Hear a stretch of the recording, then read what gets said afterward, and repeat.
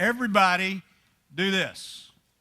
Do this. Okay, now what does that mean? Hold up 3 fingers. What does that mean? Has nothing to do with the Boy Scouts. It means that we are in the final 3 sessions of winning at work and home. Can you see the finish line? Okay, some of you started, way back in September, and so I can see the finish line. But whether you started with us in session 1 or this semester in session 11, I want to encourage you to, kind of lean forward in this race and over the next 2 weeks, and let's finish well. If you want to be a finisher, and if you want to graduate from this season of the quest, here's what you need to do. Notice at the end of this session, you'll see the 10 Key Moves final draft. We've been using this to record the key action items that you want to implement after Quest is over. So, you know what, even if you stepped in tonight, you can probably, come up with 5 of them over the next 3 sessions. But I promise you that there are some things that will just jump out at you and say, you know what, if I implement that, it's going to improve my relationships at home. It's going to improve how well I do at work. It's going to make a tremendous impact. So we've been using this to record all these key action items that you want to implement. If you've been with us from the first, you've probably got more than 10. So you're going to have to reduce your list down to your top 10.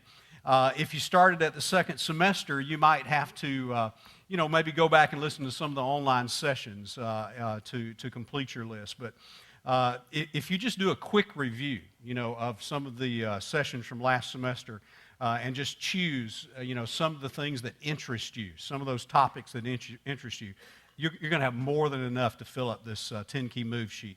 Now, here's what I want you to do with your list, okay? I want you to type a final version and put your name at the top. Type it so I can read it, and then put your name at the top, and that's going to be the requirement for graduation. Now, at the end of this session, it tells you that it's due, next week, but it's not. We're going to hold this out for graduation. And so if you've got, the next 3 weeks to complete this, but type it and put your name at the top. Now, let's do session 14. Session 14. Today, we want to talk about making a name for yourself at work. Making a name for yourself at work. An early 20th century actress by the name of Sophie Tucker was jokingly talking about the needs of a woman. She said this. She said, when you're in your teens and 20s, you really need good parents. When you're in your 20s and 30s, you need good looks. When you get in your 30s and 40s, you need a good personality. After that, you just need cash and lots of it. Well, last week we talked about what a man needs at work, and we looked at this chart. Let me do a quick review. It's on page 72 of your workbook. We looked at this chart, and to support what we call the ever-righter job fit. As you move through these stages, every job ought to be a better fit. We said when a man is in his 20s, he mostly just needs to survive, okay? It's all about guesswork and discovery in this stage, and the thing that gives him energy is just making a living. And that's enough for a while, but then in his 30s, he needs more. He needs success. And to achieve that, he's going to need to make some courageous, right choices. When he gets into his 40s and 50s, we said he needs to experience significance. He needs to know that his work counts for something. And so he's going to need a better job fit for that. And then as he moves into his late 50s, maybe even his 60s, he needs what we call sustainability. And that means he needs a work that he can enjoy doing, whether he's paid for it or not, whether he's employed or not. But I want to add one more thing to that today. That's kind of the life cycle we looked at, but I want to give you one more thing. Whether in your 20s or your 30s or your 40s or even in your 80s, there is something else that a man needs through all of these stages and all of these seasons. You know what it is? He needs a good name. He needs a good name. So here's the question. What's in a name? Your name is the reputation that begins to gather around that stone called you as it rolls through life. Write this down. Hopefully it is a growing and a good reputation. It's the reputation that's built from how you conduct yourself at work, how you interact with the people at work, how they think of you as you work. It's the kind of work you do and the attention that it gets, the respect it commands.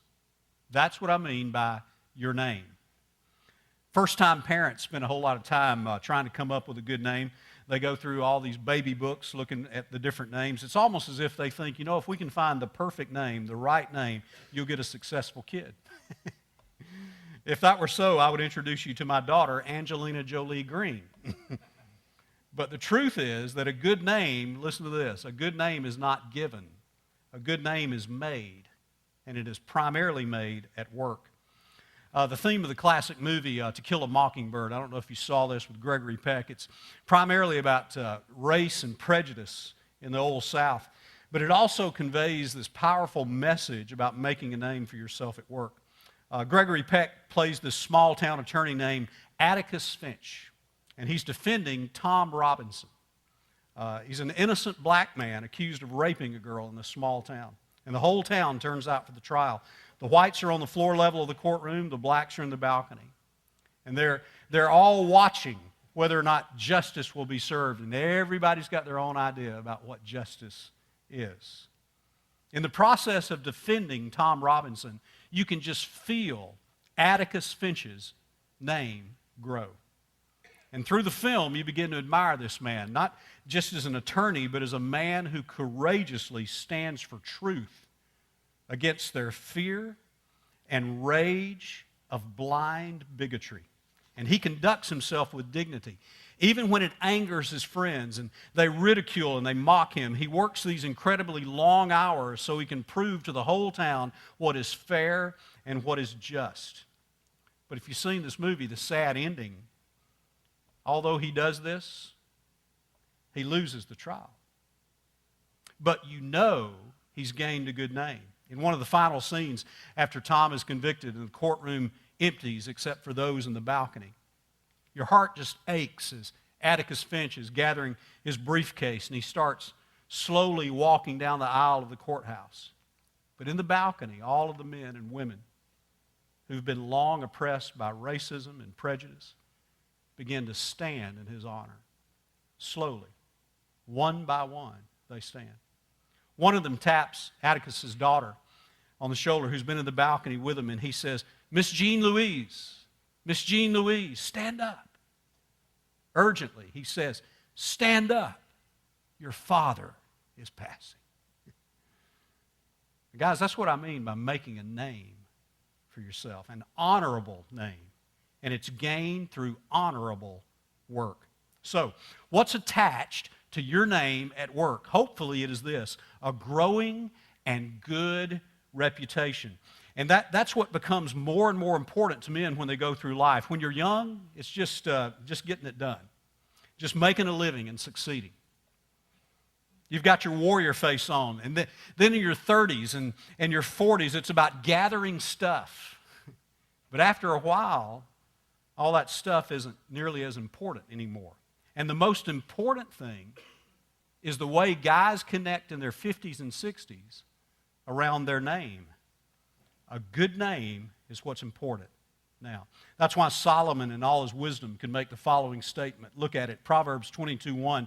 He says this, absorb this, guys. This is unbelievable wisdom here. He says, a good name is to be more desired than great riches. Say that with me, all right? A good name is to be more desired than great riches.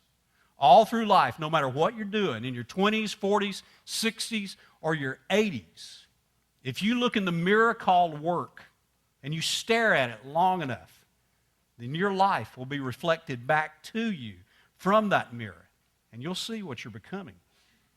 And the bigger that name becomes for you personally, the more life and the more energy it gives. Say it with me again, all right? Repeat after me. A good name is to be more desired than great riches. One more time. A good name is to be more desired than great riches.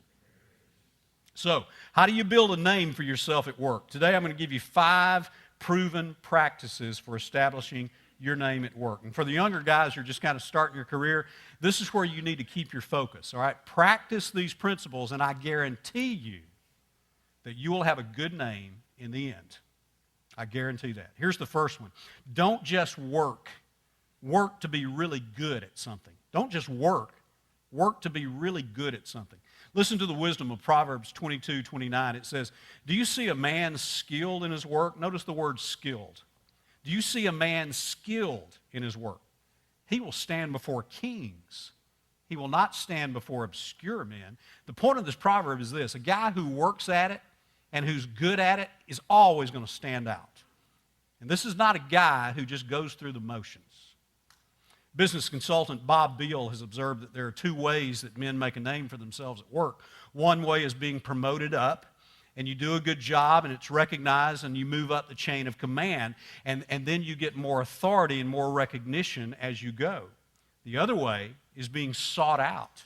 Not moving up necessarily, but being sought out because you've learned to do what you do as good or as better than anyone else. You became really good. And if you think of any profession represented in this room today, a home builder, tax attorney, furniture refinisher, auto mechanic, maybe a photographer or a dentist, hunting guide, a realtor. In any one of these and other professions, somewhere out there in your profession stands the man. I mean, the guy who does it better than anybody else. And you know who that is. He mastered it. He's known for his professionalism. He's known for his excellence. He's known as the best. But being the best starts with a decision to be really good at what you do. So here's the question. Why not be really good at what you do each day? Why not? Why not give it just a little extra effort so that, around the office or your workplace, before those that you interact with, you're going to be known as just a little cut above the rest.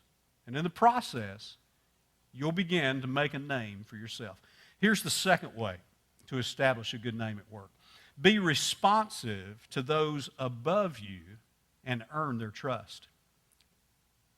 Be responsive to those above you and earn their trust. There's an attitude today that some guys have that their job is all about them. So it's all about, how much vacation you're going to give me, how much you're going to pay me, They think it's all about them, but it's not. It's about those you work for. That's what your job's about. It's about those you work for. Do you know what an employer's dream is in hiring? When an employer's thinking about hiring somebody, you know what his dream is? His dream is that he could find an employee that would faithfully seek to accurately execute the plan exactly as given. That's an employer's dream. It is priceless in the mind of management. Now, guys, you can literally take that to the bank. Literally. That kind of responsiveness always catches the eye of those who lead you. It makes an employer say to his management team, there's a guy who's a team player. There's a guy who understands and appreciates authority rather than always complaining under it. There's a guy who is teachable. There's a guy who will follow through. And there's a guy that we can trust other things to. And over time, you know what? That's exactly what they do. They begin to entrust more things to a person who is faithful and who they feel is safe. They begin to listen to that person. They listen to what he has to say about the direction their company is going. Responsiveness not only gets you a hearing in time, responsiveness gets you a name and a promotion. Now, on the other hand, man, few things are more exhausting to an employer or a manager than an employee who grudgingly goes about his or her work. He's constantly questioning under his breath what he's being asked to do, even if it's unreasonable, okay? But you see, this is why you were hired. You were hired to do this job, but you're always questioning why you have to do the job. Well, that's why they pay you. They pay you to do the job. So he skips or he changes important details because for some reason he thinks he's got a better way. Now, maybe he does. He really might have a better way. But the thing is, he doesn't have a name yet to be heard. He hasn't earned that name yet. You have to earn it. He always has an excuse for why he didn't follow through. Look at the imagery of Proverbs 25:13 on the screen. It says, a faithful employee is as invigorating as a cool day in the hot summertime, he refreshes the soul of his boss. Now, those of you who lead men, I mean, can you feel that? I mean, it's just good to know, you got a guy at work and you can say, I need you to do this. And in saying that, you feel refreshed because you know it's going to get done faithfully. He's not going to cut corners. He's going to do it, and you are refreshed. Faithfully responding to those over you is a way to make a good name, and it's the way to move up. Here's a third way. Write this down. Over-deliver. Over-deliver. Proverbs 10:4 says this. It says, poor is he who works with lazy hands, but hard-working hands get rich. That's good wisdom. You work with lazy hands, you're poor. You got hard-working hands, you'll get rich. There are clearly two kinds of acceptable work standards on the job. Both of these are acceptable. Every one of us in this room operates by one or the other. The first one is this, simply good enough. Just good enough. You do what's expected. You reach the level of getting the job done, but that's just good enough. The second one is much more aggressive. It burns at a higher rate of energy and enthusiasm.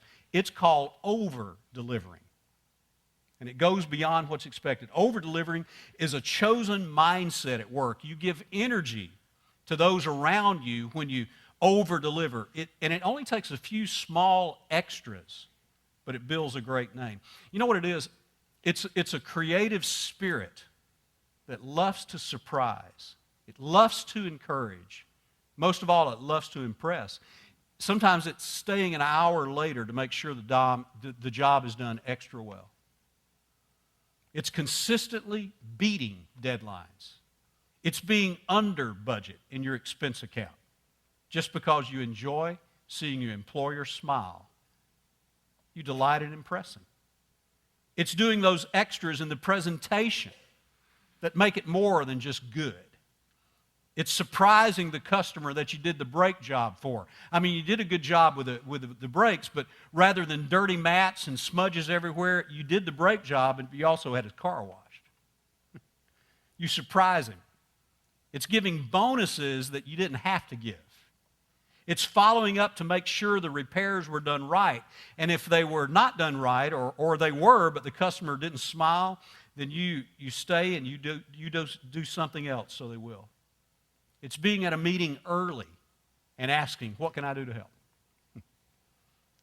It's writing handwritten thank you notes and following up with encouragement that the customer never expected, and on it goes. Now, one of the ways you make a name for yourself at work is to make this your rule, over-delivering. This is your way of life, to over-deliver. You do it long enough until it becomes you. And when it becomes you, you know what happens? Your name grows with it. You are known for over-delivering. Here's a fourth proven practice. Write this one down. Be an encourager and team builder. Be an encourager and team builder. 1 Thessalonians 5:11 speaks to this. It says, encourage one another and build up one another. Of particular importance when you talk about encouragement and team building is how you use your mouth at work. How you use your mouth.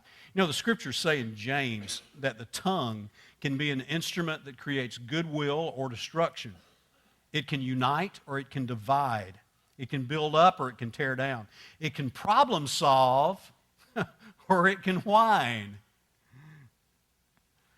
Ephesians 4:9 says this. It says, let no unwholesome word proceed from your mouth, but only such a word as is good for the building up of one another, according to the need of the moment, so it will give grace. It gives grace to those who hear. Our name, your name, is a summary of everything you are. Now, your tongue may seem like a tiny, insignificant piece, but the impact of the tongue is huge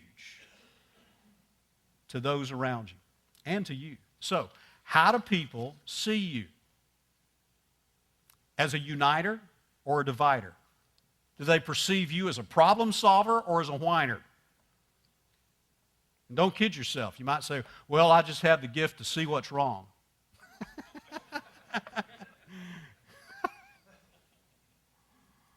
That's a curse, I think, if that's all you have. What do you do with your tongue? What you do with it can make or it can break a good name. Now, the fifth proven practice is this. Write this down. Keep your word. Keep your word. Jesus said it very succinctly. He said, let your yes be yes and your no be no, period. That's it. Now, if you always have to explain, if you always have to add something to it, you know what it's saying? It's saying that you haven't come through and you haven't followed up on your words, so you got to kind of make excuses. So, when you say you'll be somewhere, be there. And be there on time. When you say you'll pay something, pay it. And when you say you're committed to something, follow through and make sure it's done on time.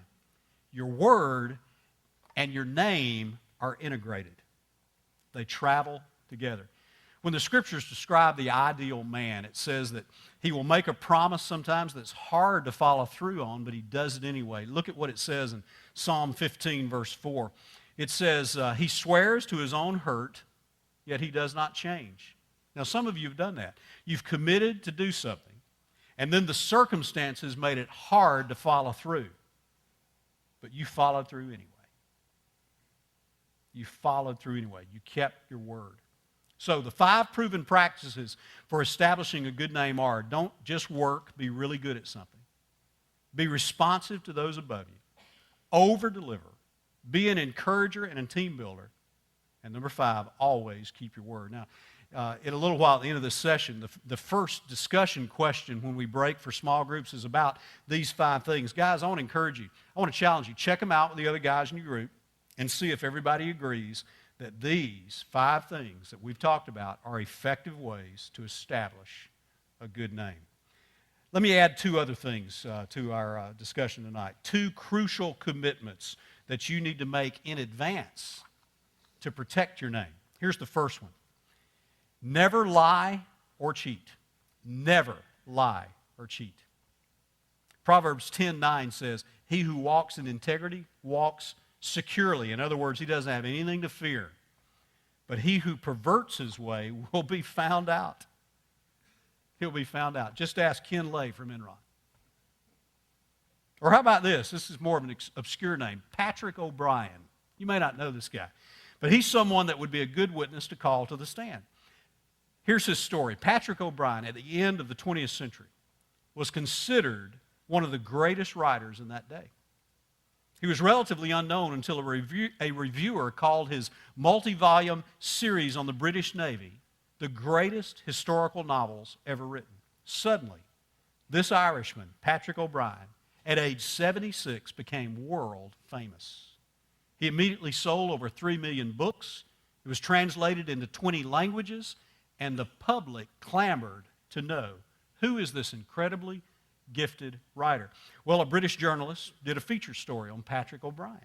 He got a personal interview with a man that many considered one of the greatest writers of the 20th century. As he interviewed Patrick O'Brien, there were some disturbing inconsistencies, and he began to pick up on these. After he left the interview, he did his own personal investigation. Here's what he found. This 76-year-old famous Irish author wasn't Irish at all. He was born in London, England. His name was not Patrick O'Brien. It was Patrick Rush. He had never studied at Oxford, as he claimed. And even though he had written this multi-volume series on the Navy, claiming that he had experience at sea, he had never set sail anywhere. In fact, he had spent some of his life with the British intelligence, where he became a master at deception. He was not childless, as he claimed. In fact, he had abandoned his wife and son when he was 25 years old. And he disappeared into the British intelligence with the desire to hide away and then reinvent himself later. He almost did it until 1998, just 2 years before his death, when Patrick Rush was found out to be not just a good writer, he was found out, just like the Proverbs say, to be a great liar.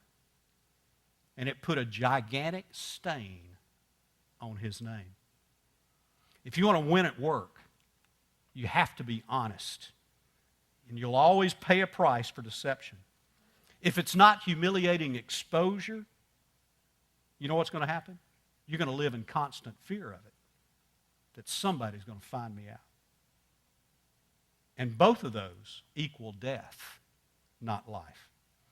According to a Washington Post survey, here are the 4 most common lies at work. Let's write them down. Let's list them. Number 1, lying to get a job. Lying to get a job. Did you know that today it is estimated that 40% of all resumes contain lies? We've watched coaches lose jobs because they said they had a master's degree that they didn't have, and so on and so on. Number 2, lying to make money. Does anybody remember WorldCom? Does anybody remember that fiasco?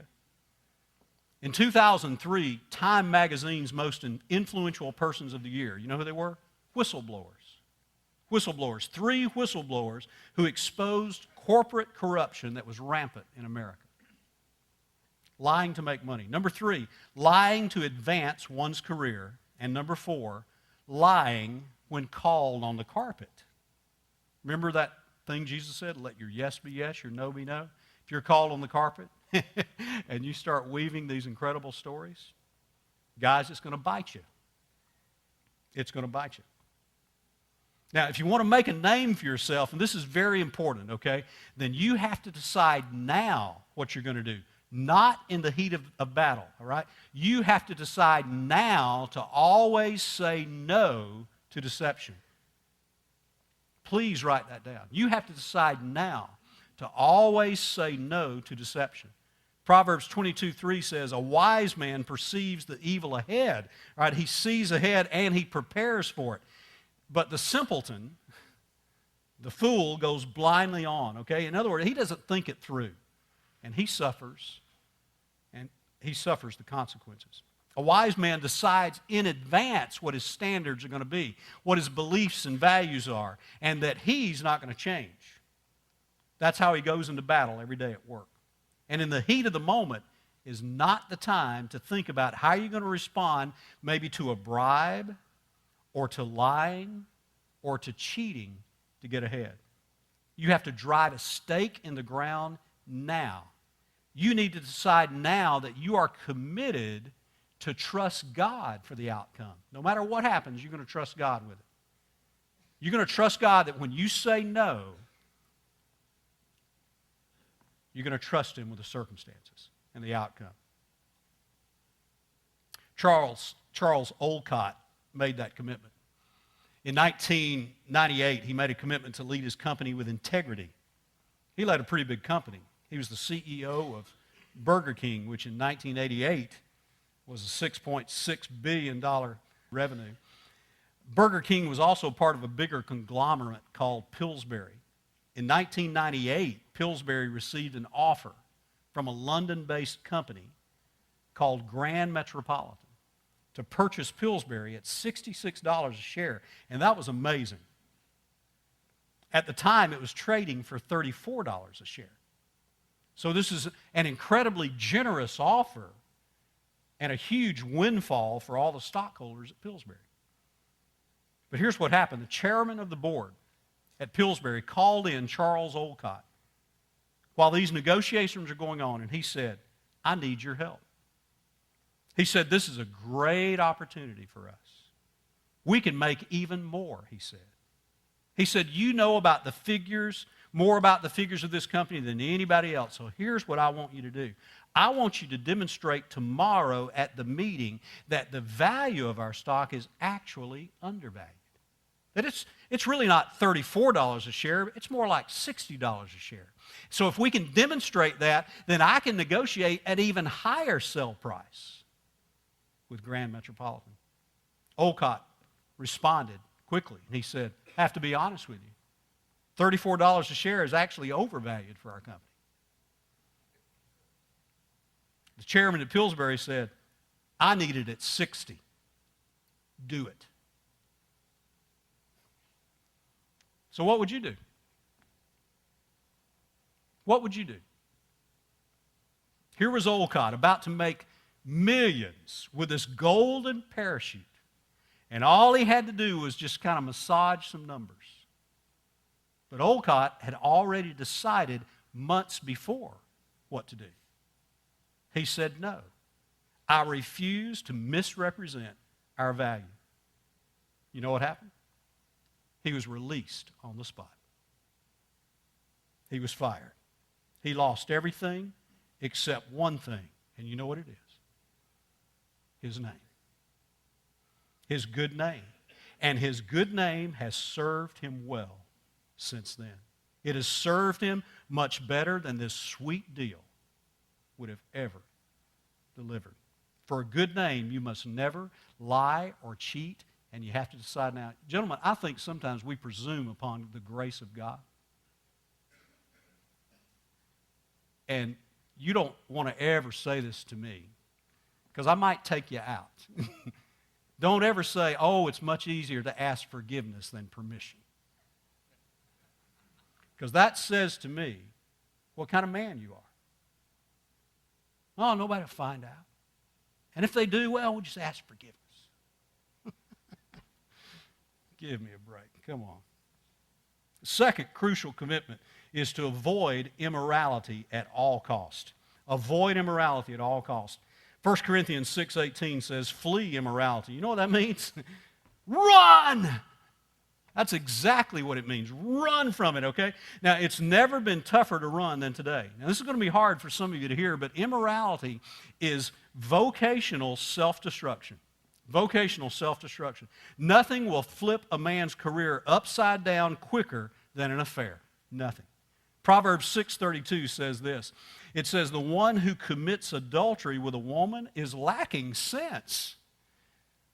He who would destroy himself does this.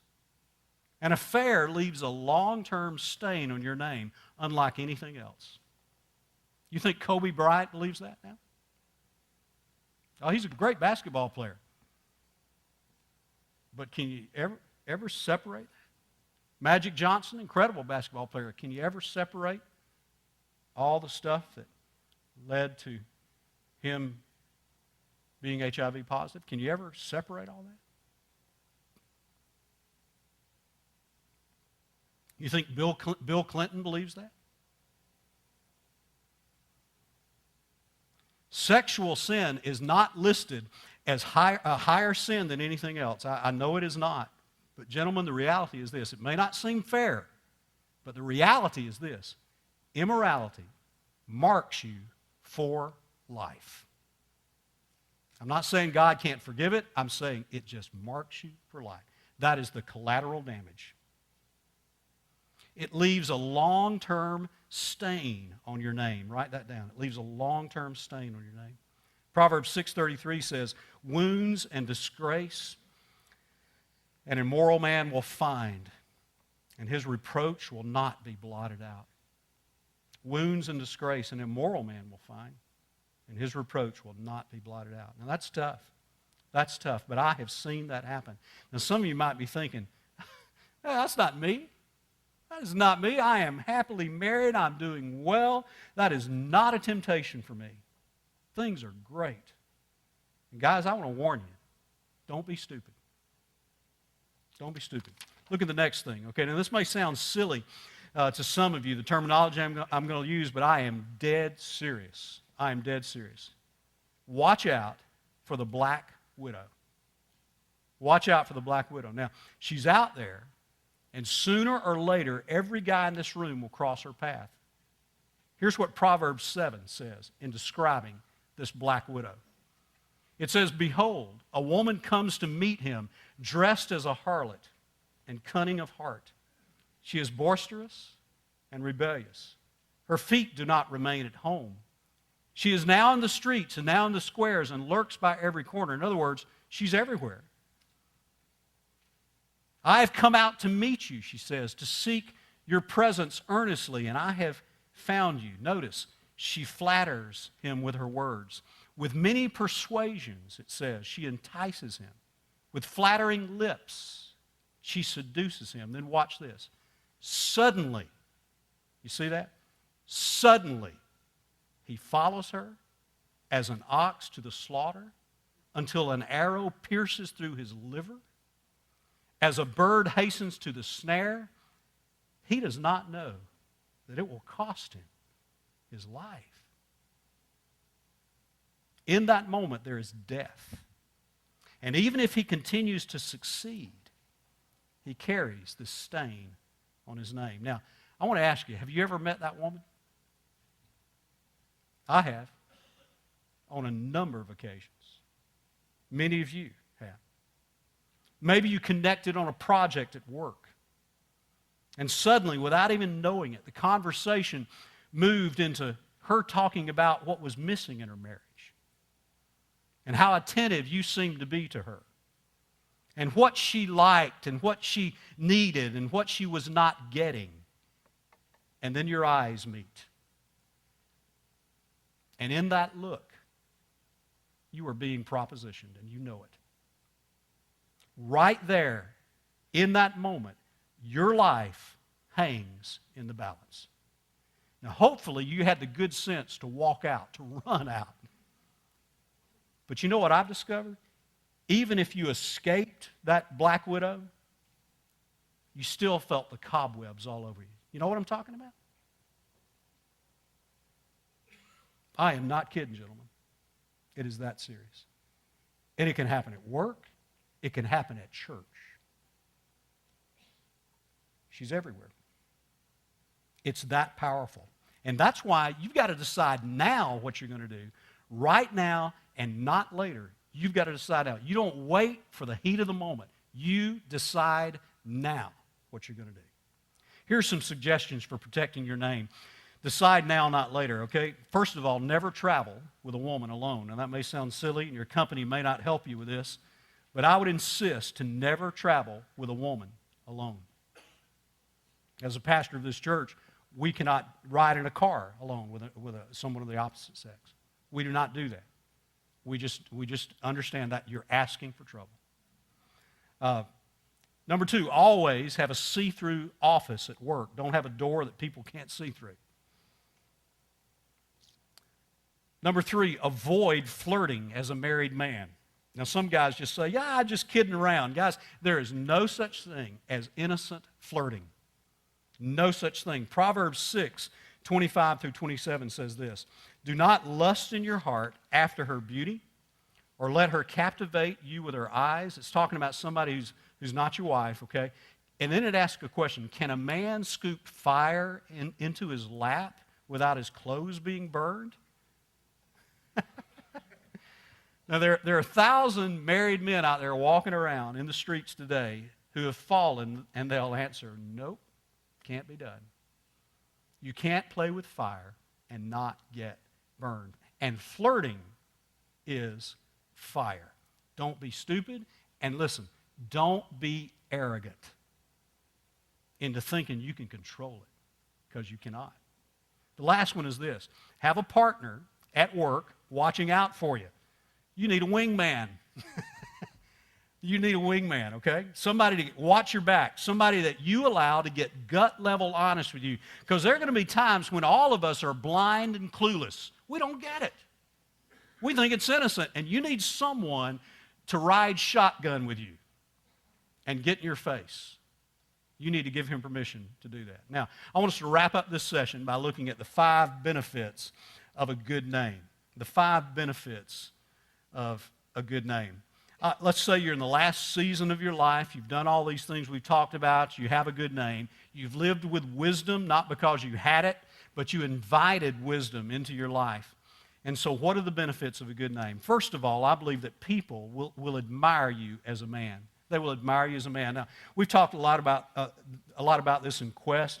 What men want most in life is to be admired for their performance. And I believe people will admire you if you maintain your good name.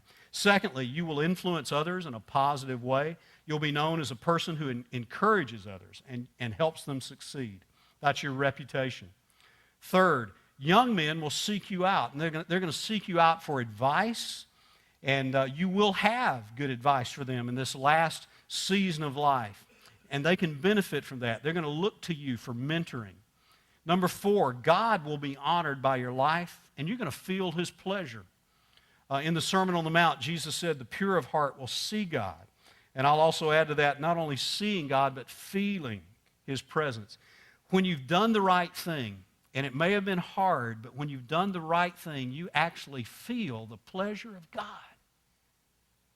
And 5, lastly, you will feel a deep satisfaction about your work because you were smart enough to listen to wisdom, and wisdom now has rewarded you with life. Life. So, what's in a name? For a man, I believe it is everything. That's what's in a name. All right, guys, I'll see you next week.